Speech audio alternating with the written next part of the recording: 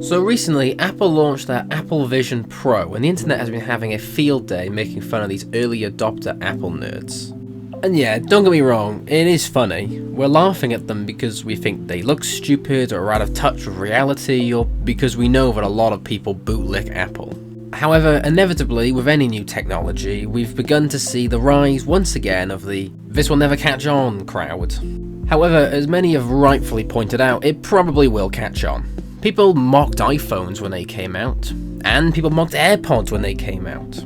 But you leave the house right now, you'll spot a smartphone everywhere you go and AirPods dozens of times. People said the price of an iPhone or the price of the AirPods would never catch on, but it did. And now we're seeing the same cycle repeat itself once again. It's too expensive, it's too big, it's too silly looking, but the price will come down. It will get smaller. At the rate of technological advancement today, I'd give by the end of the decade where you start seeing these things mainstream. This could easily be the future of technology, and I won't beat around the bush. A lot of us are very worried about that. But should we? Well, there is a lot to be fearful of. I mean, first of all, there's the continual addiction of screen time. We're all guilty of mindless scrolling, of course, but the effects are well proven and dangerous. Dopamine addiction is a serious problem, and the availability now of free addictions is posing a huge threat to the world, and especially Gen Alpha. God help that generation. You got that right. I've noticed, however, in the past few years, a genuine rejection of screens and dopamine. Less people now are choosing to be controlled by consumerism, dopamine addiction, and are now pursuing healthier, more fulfilling lifestyles. However, as this rejection is happening, Apple releases this dystopian shit, so you can live life with screens in front of you 24/7. Hey guys, just want to show you what the TikTok experience is like on the Apple Vision Pro. I have 3 TikToks going at once. I am able to consume as much TikTok content as I want at any given time, and other dances at the same time. So it's great. Never been happier in my life. My dopamine receptors are absolutely on fire. I've never felt more satisfied and secure with my life. I love this investment. I'm very glad I bought it. The last thing anyone needs in the world is more screens and more addiction, and now Apple has kindly given us the internet and screens in front of our eyes in every waking moment of the day without the need to ever look away.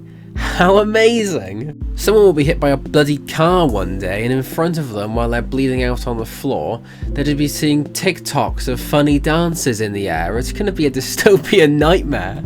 It's bad enough we have it in our pocket 24/7, now we have it in our face. We don't need it. Aside from the obvious dopamine problems, which will cause us all to feel more miserable over time, another issue I have with this concept is the continual degradation of humans as social beings. Maybe this is coming from my background in psychology, but I look at this possible future and think about how this is the opposite to what human beings should be doing. The internet and social media has already made us more isolated and introverted than ever before, but now this presents the argument that even leaving the house can be an isolated activity where you'll never really have to leave the comfort of your own bubble. There's this one scene in the initial trailer which shows a woman on an airplane in which she gets a bit stressed out over all the noise, a little bit overwhelmed, so she puts on her headset and now the world is quiet and peaceful and she can relax in the comfort of her Apple Vision Pro. And look, I'm not going to sit here and pretend like airplanes are fun and amazing and a great time to socialise with people, because they're not. But the message in the trailer is what bothers me. It's encouraging that isolated behaviour, and it strikes me as a particularly depressing thing to advertise. Humans by nature are meant to talk, touch, mimic one another, love one another. I hate this isolation that companies want us all to live in, so we rely less and less on our social networks and connections, and more on them as companies and governments to place our everything in. The whole buzz around the Apple Vision Pro really did remind me of something quite interesting. I saw on Twitter the other month an American high school from the early 2000s, like this one I'm showing on screen right now. This one's from 2002. Everyone in the comments looked in horror at such a peaceful and lovely vibe. There were smiles everywhere, no phones, no screens, just genuine connections. And everyone is in shape and looks good as well. 20 years on, this scene is basically non-existent, which I think is a real shame. We've lost that social connection that makes us human, what makes us unique. And I don't think all this new technology is doing us any favours. Technology has exploded in the 21st century, and maybe, just maybe, it's time we slow down, reject modern Apple products, and bring back horses and carriages and pen and paper letters. Okay, maybe not. I guess let's answer this question in a slightly different way. Is it maybe time we embrace the unlimited technological advancements we're seeing today, such as Neuralinks and Vision Pro headsets? The answer, in my opinion, is no, but I don't want to be the cranky old fool. Let's be fair, technology has been wonderful for humanity. It enabled farms to produce cheaper goods, factories to produce cheaper clothes, so we the consumer can have more money in our pockets.